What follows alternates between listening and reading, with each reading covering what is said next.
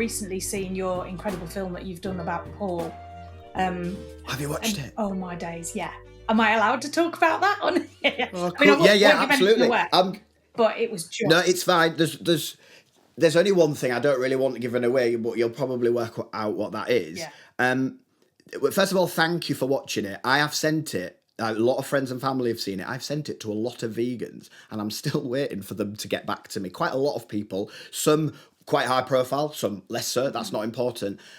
So I don't know if it's so good that they don't know what to say to me. Probably not that. It's really bad, so they don't know what to say to me. Or I did feel from some point of view with kind of from the vegan community that it is more subtle and it is more a story about Paul, but obviously Paul agrees with what we do. And for anyone listening, Paul is currently, now he's 87, but when we started shooting the film, he was 85. So he's an 85-year-old vegan ultramarathon runner. Now he actually stops running in the film because he had a leg injury and he talks about that. But it's still an amazing achievement of someone that age that is using his veganism for a platform to do that, to raise money for the animals, but also to raise awareness that, you know, he believes being vegan has allowed him to do these things into his older age. And I think as much as that might be anecdotal, I wanted, you know, to give him that voice, and I really wanted to put that story on a platform. Yeah, but I think it is anecdotal, but I think all these little anecdotal things that you hear from all these people, they're really important, because that's how, you know, that's how we all work, isn't it? On, oh, do you know so-and-so? Or, you know, this person said to me, and of course we need the science to back it up. But anecdotal evidence is so important within this movement, just to keep people inspired. And I think you've summed it up beautifully. That's how I felt about that film, was that it is about him and it's beautifully shot, but actually the message comes through with the words that he uses. What an inspirational man. And his age as well, he's just got that wisdom, hasn't he, to back it up, and his attitude of like, he cares about people, but he doesn't care what people think of him. He's just getting on with it, and I loved it. I was so inspired after I watched it. So yeah, thank you so much. I felt really privileged to get to watch it, and yeah. Thank you. That's a really huge compliment. It really is. And I, you know, obviously I want to know that it has value. I think for the community more than anything, that it has value, or it speaks in a fair way. And I guess I haven't done it fully objectively, because there is a bias because I'm vegan, but I tried to present the information as Paul rather than, you know, there's lots of stuff here that I want to make sure we tick all these boxes, and we're talking about activism here. And to be honest, I took a lot out. I took some things out that I felt I wanted in, but sometimes part of the art of editing, especially storytelling and, you know, telling films, something I've, you know, telling stories and making films, something I've learnt more recently, it can be equally about what you take out as what you leave in. Yeah. And there was some scenes that I really wanted, but they bolted on to like 3 or 4 minutes, and then it elongates it, and then you worry about it being a bit boring. I think at one time it was running nearly 30 minutes, so the film's now 22 minutes, 22, which is actually weirdly my lucky number, so I'm going to keep it right there. That's perfect. And yeah, there's a few changes that might be coming, just a few at the beginning, maybe going to reshoot that in better light, and I'm waiting to get some feedback from lots of people. But I think in essence, that's probably what the film's going to look like. And then once it's fully complete and I've done the trailer, then I won't do probably an official release. I'm not honestly sure how we're going to do it, whether I'll do screenings or whether it'll just go straight to film festivals. And then I'm talking about about distribution, but distribution would look like streaming platforms, things like that, and maybe. If I was lucky, I'd love to get it on like late night Channel 4 or something like that. Maybe. I don't know. I don't have the contacts for that. So, you know, I'll always be ambitious, and I'll keep pushing to get wherever I can, really. Oh yeah, it's so important. And I think, like you say, 22, that's amazing, but that it ended up like that. But that's how I felt. It was long enough, and it was so engaging from the start, like right from the start. And when it finished, it was lovely. It came to the conclusion well, but I was disappointed. I was like, oh, I could watch more of that. It was so beautifully shot, and I just thought, what a lovely man. Some of the things he said as well. That's so nice. Yeah, well, I just think it was so inspiring. He said something about the runners, because he does a lot of ultramarathons, and he said something about the runners, and it really resonated. And I think it's how as vegans we see it. And he said, these everyone here is really, really kind to me, and he sounded quite surprised in his voice. And then he said, and then I remembered that a lot of the people are running here for charity. like 90% of the people that run marathons are for charity. And it's like, yeah, that people are inherently kind. It's definitely something I believe in, that people are kind. They're just blinded when it comes to veganism. They just can't quite see their, like most of us, they were just brought up slightly differently with a different mindset. So do you think working with people like Paul and Ed Winters and the different vegans that you're working with, does that inspire you with their different attitude as well? And has that changed your view on veganism? Yes, it has, massively, massively. I've probably got a bit softer, rightly so, hopefully. So I probably, inside, I'm probably still a little bit of an angry vegan sometimes, let's face it. When you read things on the internet, I try to do that less and less now. But I think after working for Joey and I have probably a similar energy a little bit. I'm not quite as maybe forward as Joey, but we have a similar energy, whereas Ed and I are a little bit opposites. He's a lot more calm than me. And I think, or certainly on camera and certainly in person at any time I've spent with him. And I think the way he kind of presents his information is probably more suitable to me. Now, I wouldn't say anything negative about Joey, because Joey is amazing and his work ethic is phenomenal. His content is really good. He is a brave man, and I'll tell you that now. Again, I've signed an NDA with him, so there's probably certain things I can't talk about, but Joey took me to places I didn't know I was ever going to see or do. He took me well out of my comfort zone, and I really, really enjoyed that. But I think when I got the opportunity to work for Ed, and that was more remotely, and travelling with Joey was quite a lot, because he's quite a long way from the areas he would operate in, quite a long way from me. Turning to work for Ed, I think I got to start to see veganism a little bit differently. And so I softened, and Ed probably has just got it's not that he's just different to Joey. He just has a different way of presenting that information. And for some people, he's a bit more gentle. And rather than get frustrated sometimes at what people are saying, he might try and empathise a little bit more with why they might feel like that, rather than, oh, well, you don't agree with me, so you're wrong. Well, yeah, we would agree that they're wrong, and the science supports us. And obviously, lots of things are on our side, but people don't always want to listen, do they? They don't like being told, or maybe they're scared of having something taken away from them. So sometimes if you can enter these conversations with that, mindset, and with that compassionate side that we show to the animals, albeit really difficult, then the way Ed presents it is, then I'm doing the animals justice. If I go in and have a bad conversation with someone who's not vegan, then I'm hurting the animals in a way, indirectly. I'm not doing them, just cause. And that's kind of his motivation. And after listening to him in so many ways, editing from all the different content, it rubs off on you. I've seen everything he's done over the last 2 years, or that I've edited, and I get the full versions and I have to cut it down. And, I'll be sat at the computer sometimes and I'll just be like, he's so on the money. He's got this absolutely right. And I believe he's a very integral, human for the future. I really do. And it's my pleasure to be able to support him for the time I have and for however long it continues. And yeah, it's a long answer, that, but I really want to say that he's really had an influence on me. And then probably Paul as well. Absolutely. Me and Paul are friends. Paul's an amazing man. He's been in another film before. He's great on camera. And as you've seen from the film, it speaks for himself. He's got an amazing outlook, a really amazing outlook. And because he kind of breaks so many stereotypes, that's why I wanted to make a film on him. Because, he's a white older man. He might fit into a demographic where we might think, they might have certain opinions without, judging everybody the same.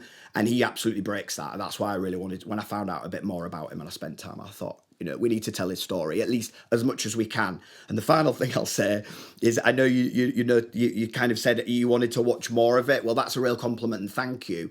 And I think I would also add that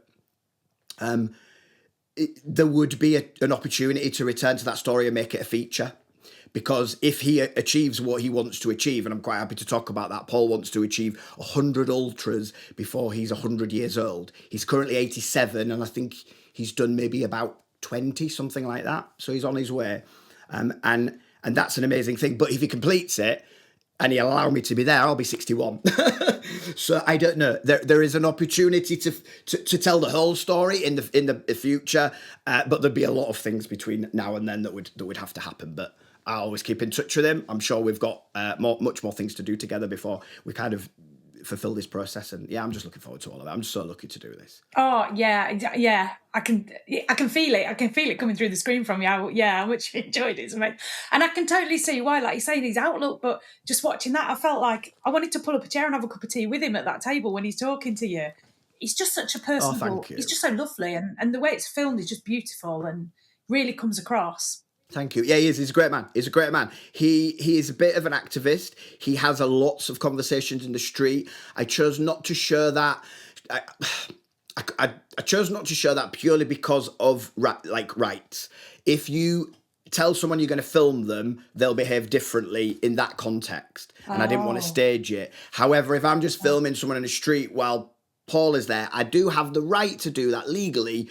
But when we're dealing with commercial filmmaking and film festivals, I need to make sure that I've got everyone's permission who's featured in that film. And that makes that a little bit difficult. But he is the type of guy who will just be walking, he'll be in town, he'll get one of his leaflets out, and he'll just start outreaching. Children, more mature people, anyone, and he goes in real gentle and he tells them their story. And when I've seen it, most people are really receptive. Whether they go away and make a change or check his website out or anything, I don't know. But he's not afraid of talking about that. And again, like you said, these things inspire you to go, oh, maybe I can do that. Although I'm probably a little bit more scared than he is of that, I would say. I'd rather do it with a camera. Yeah, I guess. Yeah, do you feel like you've got a bit of, I don't mean literal protection, physical protection, but you've got a bit of, because you're behind there, you're still doing amazing work, but it's kind of behind the lens, I suppose, is very, very different. Do you think that you see the world from behind? Have you always done this? Have you always been a cameraman and that's probably not the right word to use. How do we describe what you do? Yeah. A documentary maker.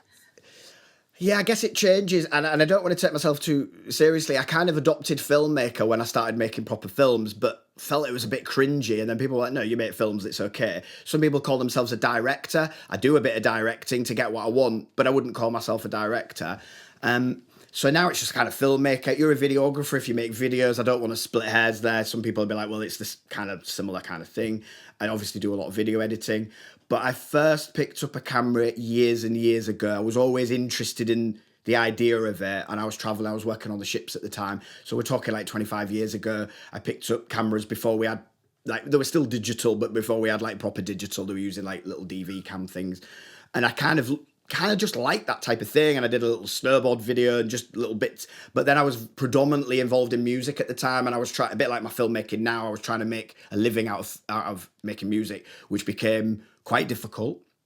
So I didn't do particularly well out of the money side of things, but I did sign to a label in LA and had stuff on BBC Introducing, and you do some cool stuff. I went to some BBC masterclass, and it was fun and it was enjoyable. But when you try and make ends meet with that, and you're not making ends meet, eventually you've got to say no. So that fell by the wayside by about 2014. But it was 2016.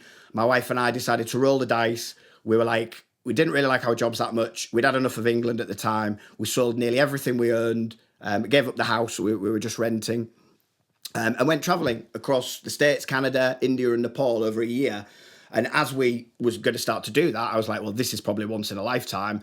I'll just buy a camera. I bought like a cheap GoPro and then a little Sony, which is still on the shelf up there to remind me where I started. Oh, that's awesome. And I just started doing, I suppose, vlogs in like 2016 for want of a better term. And I think I look back at some of that and it is still on the internet. I've left it there intentionally to remind myself. Some people might laugh at it, some people might find it entertaining, but I was just like filming a lot and I was editing. So over the space of a year, I did about 60 videos and I was like, oh, this is pretty cool. Not very much of an audience, but I was enjoying it. And when we came back to the UK after a year, sadly my wife got ill in India and we had to come back. She got a part-time job and she said, why don't you try and, make a go of being a professional videographer in the UK? And I was like, really? And I'd done a little bit for some businesses in India, but the industry is very different over here. And then slowly you pick up one client and two clients and three clients. And I had a relatively good run to the pandemic. And then obviously the pandemic hit and that changed a lot for everyone. And if it's okay to lead into the same year as the pandemic. So obviously we started in March with the lockdowns. In that January, I was diagnosed with stage 3 bowel cancer. So 2020 was quite a year for me, that's for sure. Yeah. But as much as it was difficult, and I'm really happy to talk about anything, it transitioned and helped me make some big decisions for myself and for the business towards the animals. So I was already vegan. I'd been vegan in 2018, but it wasn't until I think we were in the flat we were in 2 rooms, a small flat with no garden for about 100 days. And part of that was through the lockdowns. And part of that I had chemotherapy, which was brutal. I can't deny that, but you don't need to be afraid of it if you ever have it, but it wasn't so fun. That's for sure. So I lied in bed a lot and I got a lot of motion sickness. So I couldn't really watch the TV or the laptop. I struggled with a lot of things. I struggled with smells. So I just did a lot of lying there thinking about my life, the world, what I wanted to do if I got to live longer.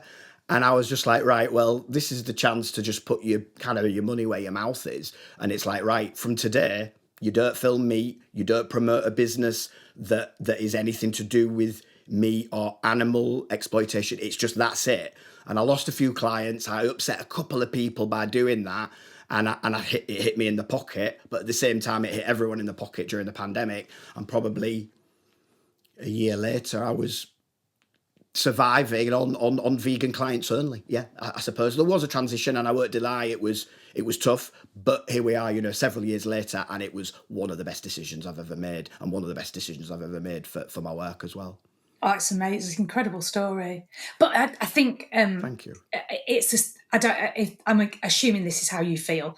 The same, that when you are working for that cause in the background, we all need to earn a living. We do, and we shouldn't be guilty as vegans about. But I know there's a lot of guilt about earning money as a vegan, isn't there? But you shouldn't be. We can't move the cause forward unless we are. But when you're working not just for that, but for this massive thing that needs to change, it just keeps you going, doesn't it? It really keeps you going. And but that said, that must have been incredibly difficult. Did you look at that happening to you through a lens? Did you find that you could?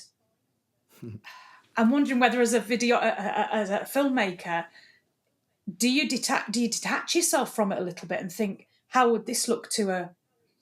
I don't mind that I don't mean in a crass way, but is that something that happens in your brain, or you do it? Yeah. It is.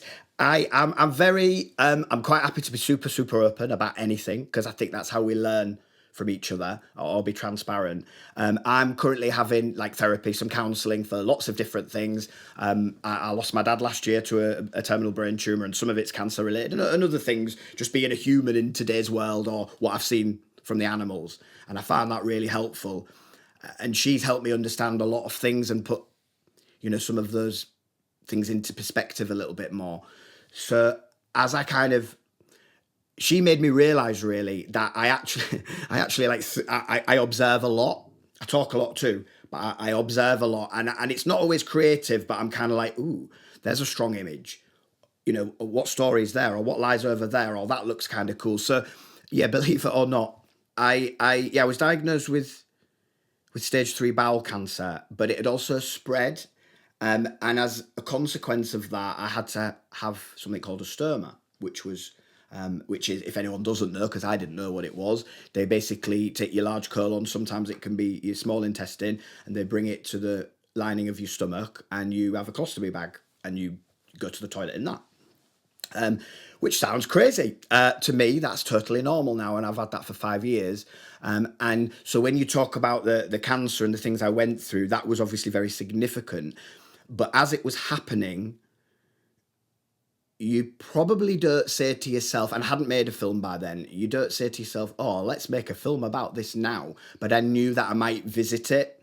So I asked the hospital if I could film certain things. I had a different camera than a less professional setup, but I recorded some little moments. I used my phone quite a lot through some of the treatment just to capture it for myself. Maybe it'd be useful. But one of the best things that I did, which I've actually then gone on to use, is the audio from when I was told that I would get a stoma, because that was life-changing news. And obviously it was quite distressing. And for people to hear that back, maybe quite distressing, but I'm actually making a film about that as well. Obviously it's now 5 years later, and I didn't want to make a film about cancer, because there's lots of films about cancer, and cancer's, it's a heavy subject. We've probably all been affected by it somewhere now. Statistically, it's kind of like everywhere. And sadly, we know it quite well in the family. And it's obviously there's nothing good about it at all, and it takes things away from people, and it costs us time, it costs us lives, and it makes you feel like rubbish. But I love turning things into a positive if somehow you can, or you find purpose like within that adversity. So as all this was unfolding, like I said, I documented a few things, and so much so after probably last summer, it was after a long time, my wife and one of my best friends that I make films with, who is sadly not vegan, but I'm still working on it. My wife is, and my mother-in-law is, but otherwise I'm not surrounded by too many vegans, unfortunately. They both said to me, look, you're a big advocate for the animals. That's great. We love that. But you never talk about your stoma. You know, there are a few people on social media, but why don't you make a film about that? And I was like, really? Well, that got a bit out of hand. So I filmed a proof of concept, and I used the audio within that I've talking about, the audio from my diagnosis of my stoma within there. So I've sent you that. I mean, you may have seen that proof of concept. I'm not sure if you've watched that. It was like 6 minutes. I watched it, and it's, yeah, just I know exactly which bit you mean when you get your diagnosis and you talk about the stoma, and it's hard. That is a hard watch. But Is it? yeah, but I just think incredible strength to show your vulnerability like that is that's when we're at our most vulnerable, isn't it? When we're poorly. And I think, I don't know if you found this, but I think particularly as a vegan, it's very easy for people to straight away, no matter what it is, to straight away say, oh, it's because you're vegan. And to be in that moment, to be vulnerable and to be in the vegan community and where you are in the vegan community, talking about it, to put it out there, I think is a really vulnerable, so therefore a really strong thing to do. So yeah, I know we mentioned at the start. Thank you. No, it's just not. It's not easy to talk about for most people. So to hear someone confidently talking about their cancer and about what's happened in their stoma, I think it's incredible what you're doing. And you're right. Most people don't know unless you know somebody that's been through that or has got a stoma. You know, it's just a thing that people don't know about. So to put that out put that out there in the mainstream will be incredible. I think people will be genuinely interested in your story. Thank you. That's really kind. I'm still learning about it because that proof of concept was just honest. I don't want pity. It's not about poor No, me or anything like that. It's simply about just telling the truth. Because if we tell the truth and we show our realism rather than the polished side of ourselves, then that probably helps people. And I've learned that it has, and I can kind of go on to express why without absolutely. It's all going about on too connection, much. isn't it? Absolutely, and as people feel that they're not the only one that is suffering, that has those emotions, has those feelings. I think to answer your question, I guess I observe and I see things. I knew that I would make a film in the future about either the cancer or about the stoma, but I didn't know in what context. So as you've said, you've watched I guess it's not a trailer, it's a proof of concept, and as filmmakers we'll make this. Essentially you could use it to I guess as advertising, you could use it to try and get funding, although I'm not sure if I'm going to do that with that film. I just generally fund it myself and retain like full creative control. But it, you know, it has it has a like a greater good factor as well when you kind of make these things. But obviously you're very aware that the details you're giving out, for anyone who probably won't see it yet, I'm kind of in my pants a bit in the filming, which is not what you would normally choose. But if you do it cinematically, hopefully, and the right lighting, it looks cool, but it's also a little bit shocking because it's like, okay, I wouldn't want to show anything inappropriate, but I'm quite happy to go, this is me, this is who I am. You either accept it or not. Let's also mention, I think it's fair to mention, that as a man in society, it's a bit easier to do that. And again, I've to kind of jump the gun a little bit here, I'm on the search to find 3 people to be in this film. And I put Colostomy UK. I got in touch with Colostomy UK. They said they're like one of the larger non-profit companies that represent people with a stoma within the UK. And they offered to say, look, we'll help you find some people. Well, they put a post out, and I got over 200 emails. Now, I've never had 200 emails for anything. Wow. That's a lot to manage. Now, not only is it 200 emails, it's 200 stories of people like me, and I'm going to say this, most of them worse than me, in my own opinion. So again, I don't want this to be about you know, a stoma, we're talking about veganism, but this is a lot of this led me to go all in on my veganism, as I've said, with my business. I've learned that a lot of people suffer a lot worse than me, and a lot of those people, sadly, are female that have stepped forward, predominantly women, probably 90% women. And I think in society they get a harder deal. Some of the problems that they have, some of the acceptance for having those problems in public. I'm very lucky I've not had any of those things. And I think some people might say, without going into too much detail, I have a good stoma. Other people who might have an alostomy on the other side, it's very different, and it can be really difficult to manage. However, those people who really, really want a voice, there are some larger social media or people with social media profiles, but not very many. And as I've kind of stepped into this community a bit more and they've stepped forward, I've just seen the beauty within that. So a bit like veganism, how we all stick together and we all support each other and we're all working towards the same purpose. I think some of these people are like that. And a couple of them were actually vegan. And just to touch on the vegan and the bowel cancer bit, just to digress, at the hospital, in truth, they told me they didn't know why I got it. They said it could be environmental, lifestyle. So I can tell you that I think I had a bit of a lack of exercise and probably still do. That can be involved. But at no point have I ever been led to believe it was the veganism, because they take up to 10 years to grow. One of the doctors was shocked that someone my age would grow a polyp of that kind of size. And therefore, I'd only been vegan up to about 2 years before. So there's no way that the veganism has got anything to do with it. And in my view, conveniently, the veganism could have slowed that down, that it was still stage 3, because it was on the verge of stage 4. And obviously we all know what stage 4 means. It means they can't cure it. It might not eventually kill you. I don't know all the details, but nobody wants to be stage 4. Not at all. And I was just outside of that. So I'm really grateful for all of those things. So if I can tell that story in brief, because that's the proof of concept, to leave the cancer over there, but then I can concentrate on the answer. The question I'm trying to answer is, what is it like to live with a stoma? And in truth, I can tell you, but there's no better than other people too. And if I put myself in front of the camera, which is not what I really wanted to do, but I thought I can tell this story. I've got some friends who can film for me. And then the story will be about me going on a journey, meeting these people, hopefully around the South, I've had people from all over the world volunteer, and it'll basically be about a story about me going to discover that and the intricacies of that. Probably take 2 years to make, and by the time I finished it, everyone will have forgotten about it, because that's what happens with films. Oh no! But yeah, but thank you for watching it. Oh, and thank you for sending it. It was fantastic to watch, and and just to give a little glimpse. Of what you've been through, and you're all clear now. I'm right in thinking that. Yes, I am. Well, in that, because that story is, there's no surprises in there. Yes, in that, it just goes 4.5 years full circle in 6 minutes, and you hear me talk about the diagnosis, and then you see me go for my final colonoscopy, which was last July, which was clear.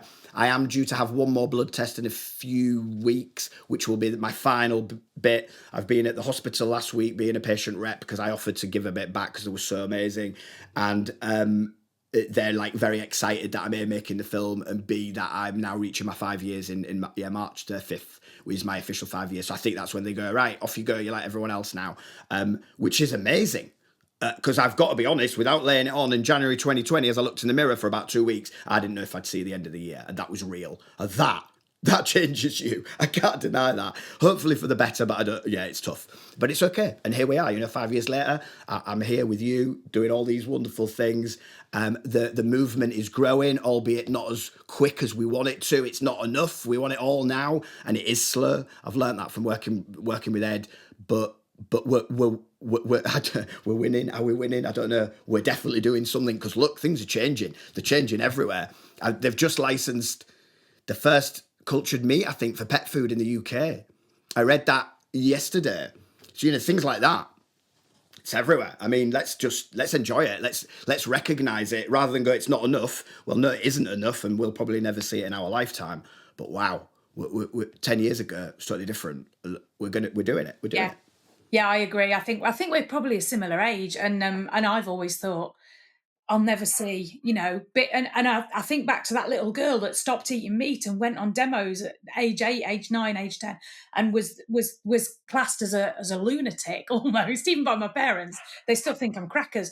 And I never imagined I'd even know anyone else that was like me, let alone to have all these people around me that are fighting for it. It's incredible. And I think that's what we all need to keep hold of, is that, you know, look how many of us there are now. Look how many people are having their eyes opened, and because we've gone through that anger stage, hopefully most of us, I agree, I still have anger there, but I think you always do. But because a lot of us are learning to deal with that and say, okay, you know, let's talk, let's meet people where they're at, let's talk to them, and let's remember that we weren't born vegan, and let's start, you know, start at that point, and it can only go up from there, can't it?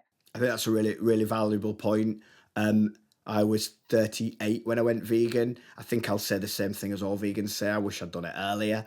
I didn't really probably have the knowledge. I think my only kind of caveat to justify the frustration is we spent a long time without the information readily available to us. But now, if you want to Google it, you can.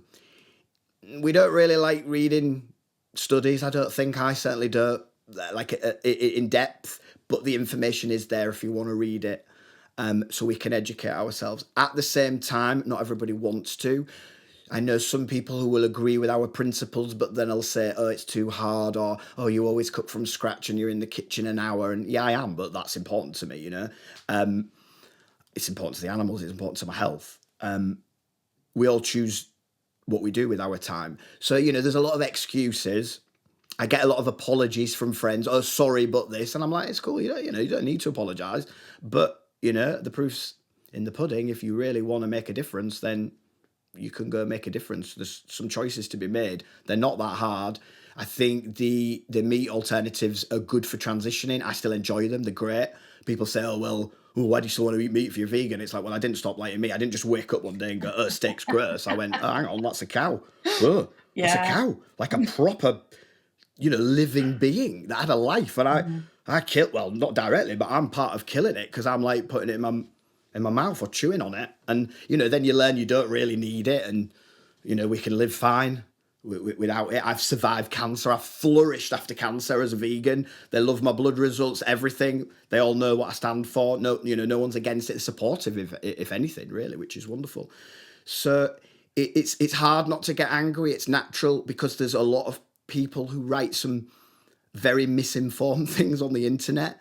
I have had to make an active choice to go, I don't care that you write that now. You're one person in a sea of lots of different people. You might not even be a real person. We don't honestly always know that.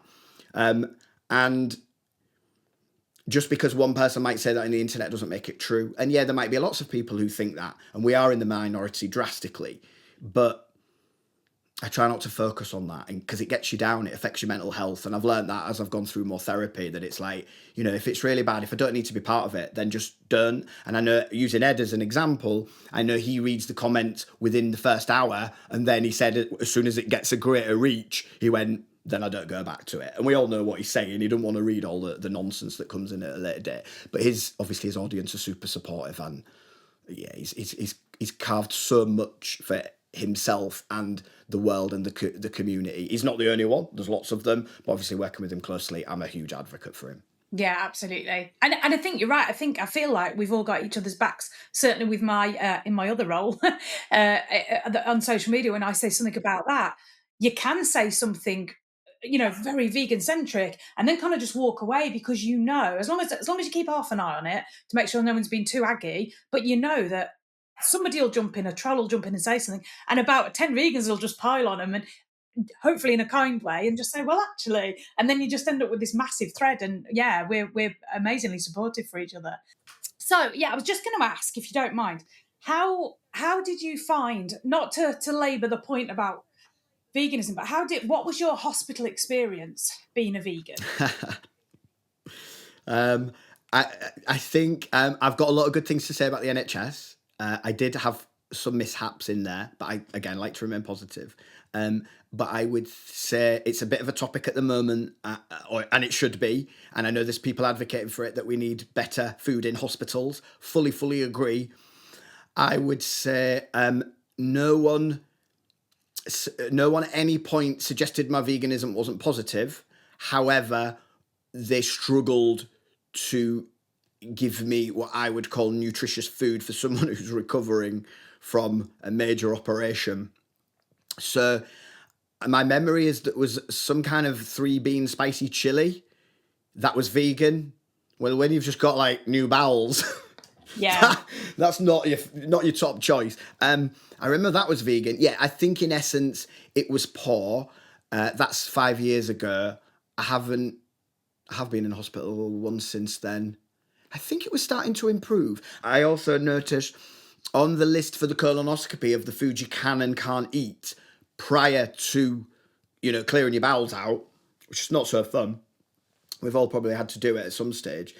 That those foods have changed. So when I first did it in 2020 and I was vegan, I had to ring them up and I went, can I have vegan cheese? Can I have this? And they were like, oh yeah. And they were like, oh, sorry, we've not got any of this. And then when I received that letter, when I had another colonoscopy probably 2 years later, that document was different. Now, whether that had anything to do with me or other people saying there's not enough, food represented for us to eat, or nutritious food for us to eat, maybe it made a difference, or they're just learning as the world learns at the same time. But yeah, I think to answer your question, overall it was pretty poor, and they were definitely behind. I like to think it's improving, but the attitude towards my veganism has always been positive. I rarely have had any negativity towards it, and as you learn more information, I'm more and more ready for those conversations. I feel like more like equipped to kind of take on those conversations calmly, because I think in those moments we can get a bit flustered and get a bit and I've seen it. I've probably done it myself, and I've seen it elsewhere.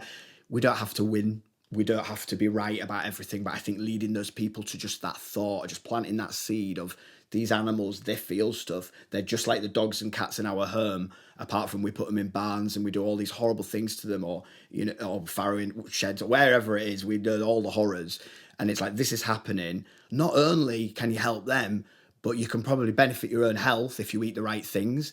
And it's got a greater good for the environment. So it's like Paul says, win-win-win. Like, how are we still debating it? So I understand you might get your steak taken away from you, or you might get this taken away from you. But we're not after that. We'll find another replacement. Let's do it together. And I think also the farmers, they get a bad deal because they're often like the focus of our anger. And I agree, I see some things and I just can't stand it. But again, they're just trying to pay the bills. They're trying to do a livelihood, something that they think maybe is inherently right because they've seen it through generations. So I know there's some organisations trying to support them. The more we can support them transition, then the more realistic it might start to look. But I know it's going to be slow, and I don't know what I'll be lucky enough to see. But like I said before, we are getting there. We absolutely are. The evidence is there that it's changing. It's just not quick enough. Yeah, it just isn't quick enough, is it? Yeah, this is it. I know. Yeah, you're right about the farmers. It's really easy to, they were brought up in the same world as us. They just think it's normal for them. So I would still be angry towards the actions of the farmers, and obviously the RSPCA, the way that they might protect certain procedures which are inhumane. I mean, they're just, humane killing. It's an oxymoron. It can't exist, How can you use that? And some of the basis for the points are really poor, and it's mismanaged, it's misinformed, and they're wrong. But at the same time, we can all learn. We all take stages to learn. We might be wrong about a few things that in the future we'll go, okay, well, we're a little bit off the mark, but we can recenter, or we can adjust to that point of view. But I still think, it's hard not to be angry, especially when you see what it costs the animals. It's hard not to be angry.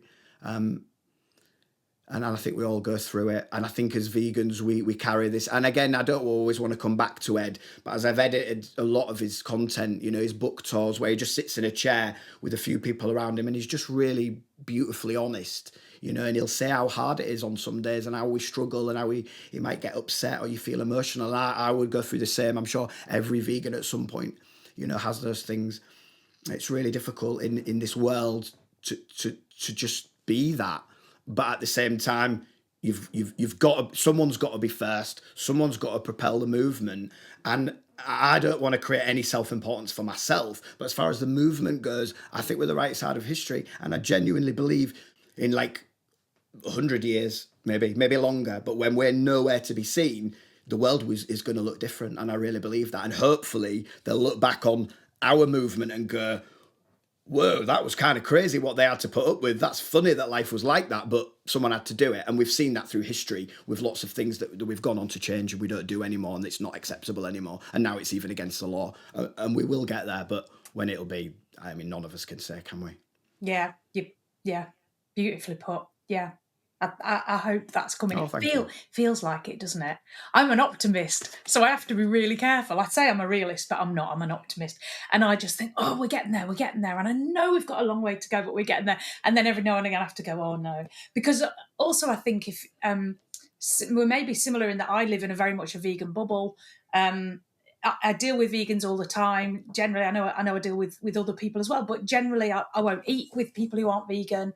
I won't socialise with people who aren't vegan, and I do a lot of vegan chat, and it's really easy to think, oh, we're making more progress than we are. But actually, I think when you step back from that, we really are genuinely we're making progress. It's not just a bubble anymore like it used to be. So yeah, it's wonderful. It's absolutely wonderful. I mean, depending on how long anyone's been vegan who might be listening, whether it's a long time or not. I mean, I remember the days of like the only alternative milk was soy or rice dream. I don't know if you remember rice dream.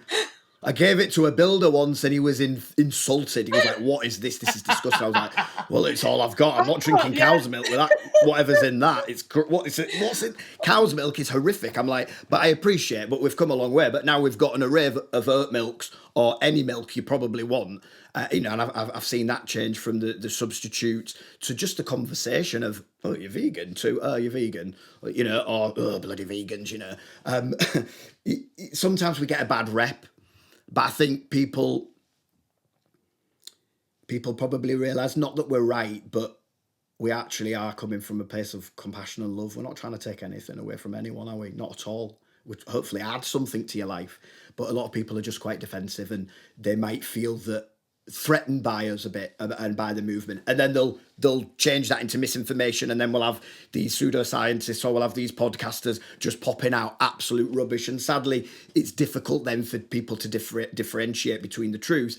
But that's now a common problem that we're going to have in life, not just with veganism, with anything, as AI comes in even more, and we're now living, or we're definitely reliant on the internet and how that information's spread. And again, without going too far, we can see evidence in the world now that social media can influence people to make decisions that might not be best for them, and that's where it gets dangerous. But that's, I think, something we've all got to fight, together. And we don't know what this AI journey will mean. I've looked at it for my own work. I take it seriously.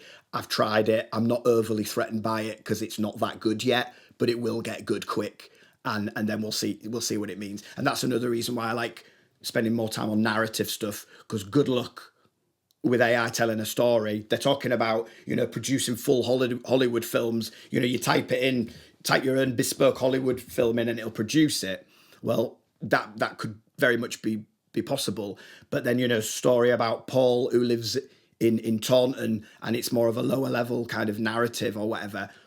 Good luck with AI doing that. So the more I do that, the more I feel, hopefully, if there's a way you can live off that or just monetize a bit of it, then that could be a safe bet for the future. But let's face it, what I'm doing now for a lot of the clients from a video editing point of view, probably in 5 to 10 years, I would imagine that might not exist anymore. You might need an operator, but I think it's going to go, and we just have to roll with it and adapt to it. But I know there's a lot of angry people about that, and they're resentful towards that.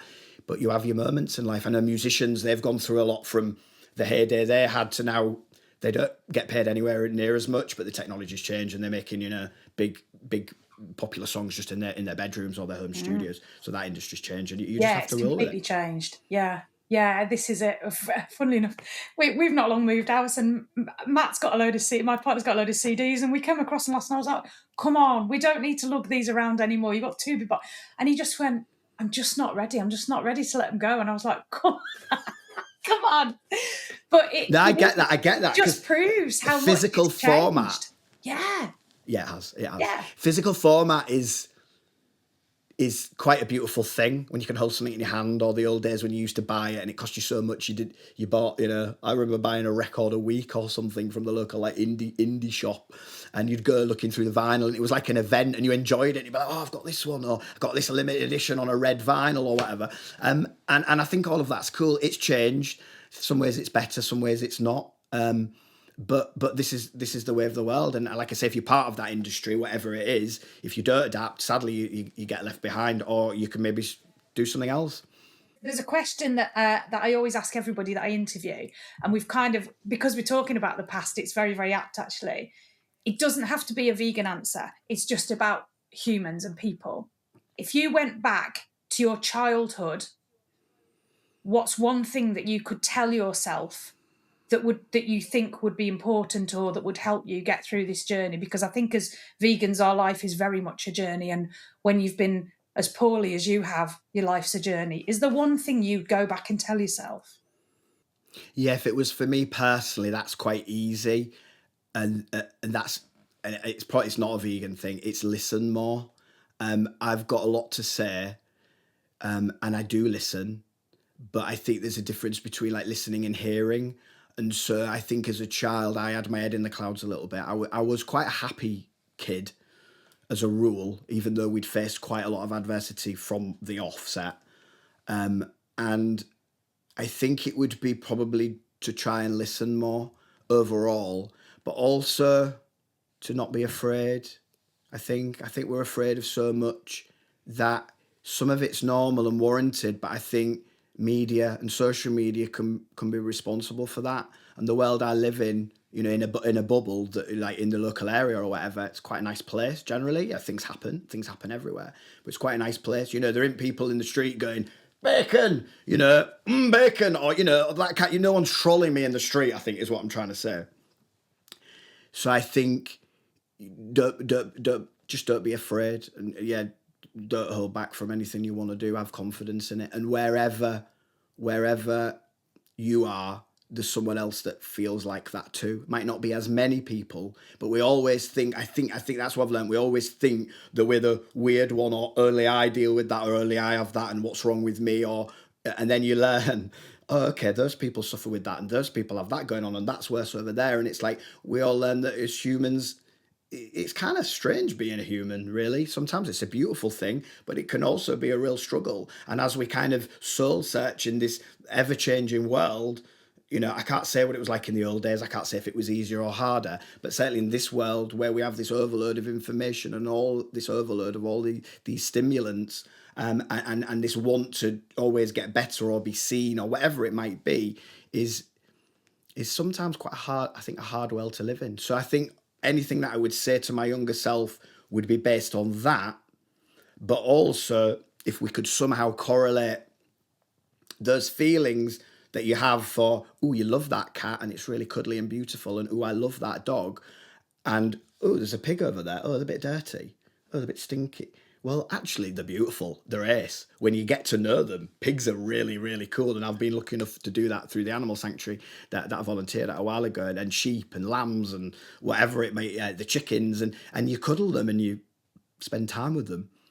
And you kind of go, oh, you are just really, really similar to all these dogs that we protect, all these cats, all these rabbits, whatever it might be, except we have some ducks we protect and some ducks we eat, which makes no sense whatsoever.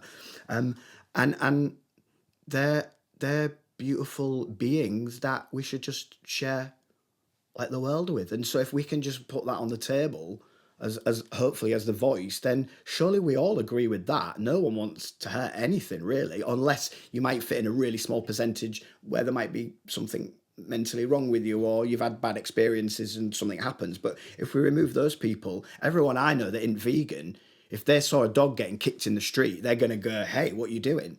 So you can't see that pig getting kicked because it's behind closed doors, but we know it's happening. There's a video, so why don't you go tell someone about that? So yeah, maybe I've digressed a bit there, but the whole essence of that would be to try and capture that. But my younger self wouldn't have understood that, and I think I wouldn't know where I'd get to. And sometimes people say, "Oh, would you be pleased?" Well, if I'd have gone 6-7 years ago, I'd have gone, "Oh no," my younger self might have been a bit like, "Oh, what are you doing with your life?" But if I went to now, I'm I hope it's okay to say this. I'm really proud of what I've achieved, and I'm really pleased with the opportunities I've been given. And I generally, you probably won't believe this, I'm actually quite lazy, but I'm very selective in where I put my energy. But when I put it there, I put all of it there.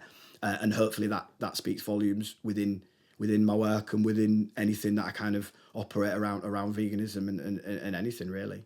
Yeah. Oh, thank you. I think you very much should say that you're proud of what you've achieved in such a short space of time, and with everything that's gone on, and not just with your cancer, but with lockdown and everything that things have thrown at us, and with being a vegan. I think it's incredible. So, and thank you so much for what you do, for getting these stories out there. It's so important for the work you do with Joey, with Edit.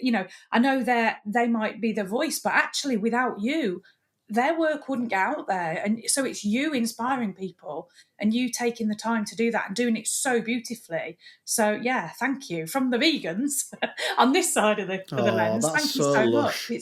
It's so important Well, no, that thank we you. inspire people. It's just so important. Where can people find you if they want to connect with you, if they want to work with you, if they just want to know more about you, if they're really nosy? Where can they find you? Yeah, thank you.